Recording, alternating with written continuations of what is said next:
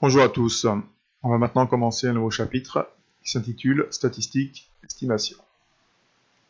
Premier paragraphe, je vais définir ce qu'on appelle l'intervalle de fluctuation asymptotique. Donc la propriété qui est là introduit justement ce fameux intervalle de fluctuation asymptotique, en fait qui est là. Alors voilà ce qu'elle dit, cette propriété. Donc si xn est une variable aléatoire qui suit la loi binomiale BNP, alors pour tout L alpha de 0 à 1, la limite lorsque n tend vers plus infini de la probabilité que xn sur n appartienne à in est égale à 1 moins alpha, où in est l'intervalle p moins u alpha racine de p fois 1 moins p sur racine de n, p plus u alpha fois racine de p fois 1 moins p sur racine de n, où u alpha est le nombre réel tel que la probabilité que z soit comprise entre moins u alpha et u alpha est égale à 1 moins alpha, où z est une variable aléatoire qui suit la loi normale centrée réduite n0. Alors le u alpha, on l'avait déjà vu dans le chapitre précédent, et on avait vu dans le cours le calcul de u de 0,01 et de u de 0,05. Un mot sur xn sur n.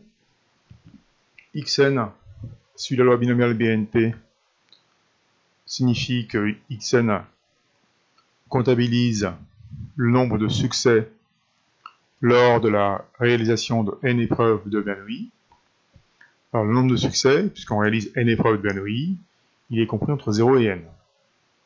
Et du coup, xn sur n correspond à la proportion de succès lors de la réalisation de ces n épreuves de Bernoulli. La démonstration de cette propriété est exigible, et la voici. Alors, on pose Zn égale à xn moins np sur racine de np fois 1 moins p, donc on l'a déjà vu, Zn en fait permet de centrer et de réduire xn.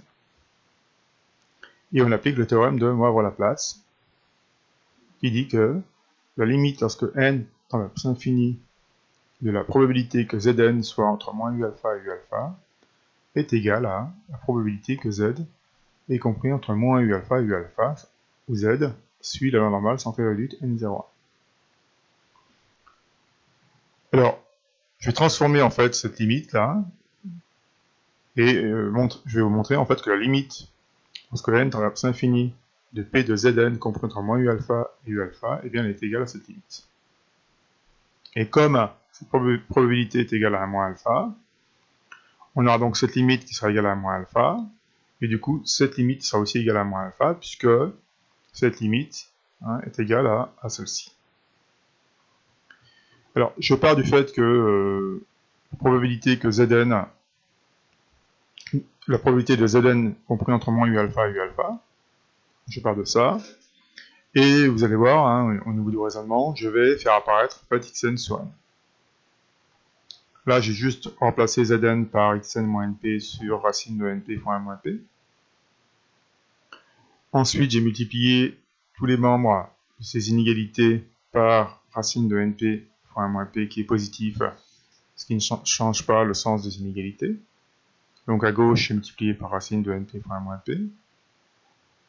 Au centre, j'ai multiplié aussi par racine de np fois 1 moins p, qui fait disparaître le dénominateur. Et à droite, j'ai multiplié, on voit bien ici, par racine de np fois 1 moins p. Ensuite, j'isole xn. Donc j'avais xn moins np pour isoler xn. Donc j'ai ajouté np tous les membres de mes inégalités. Donc on le voit ici, plus np. Évidemment, ici, on récupère xn. Et à droite, j'ai ajouté np. Ensuite, je divise par n. Donc on divise ici par un nombre positif. Donc ça ne change pas le sens des inégalités. Donc je divise tout ça par n. n par n. Et puis tout ça par n. Donc c'est ce qu'on voit ici. Alors on peut simplifier ici le np sur n donne p. np sur n donne p. Et ensuite, ce que je vais faire, c'est sortir la racine de n de cette racine carrée. C'est pourquoi? Parce que si a et b sont positifs, racine de ab est égale à racine de a fois racine de b. Donc je l'ai fait évidemment ici, et ici, on sort la racine de n, on sort la racine de n. Et puis n, ce n-là, je les ai remplacés par racine de n fois racine de n. puisque on sait bien que n est égal à racine de n fois racine de n. Ce qui permet de simplifier les racines de n. Donc on simplifie racine de n, on récupère ce terme-là. Là, la même chose, on simplifie racine de n fois racine de n, on récupère ce terme-là. Donc on obtient cette probabilité, et là, on a xn, donc compris entre cette valeur, xn sur n, pardon, compris entre cette valeur et cette valeur, bah, ça veut dire que xn sur n est dans cet intervalle. Donc finalement, la probabilité de départ, P de Zn compris entre moins U alpha et U alpha, elle est égale à P de Xn sur n appartient à In. Et comme la limite de cette probabilité, c'est P de Z compris entre moins U alpha et U alpha, c'est-à-dire 1 moins alpha, bien la limite de cette probabilité, elle aussi, elle est égale à 1 moins alpha. Alors, pour des raisons pratiques,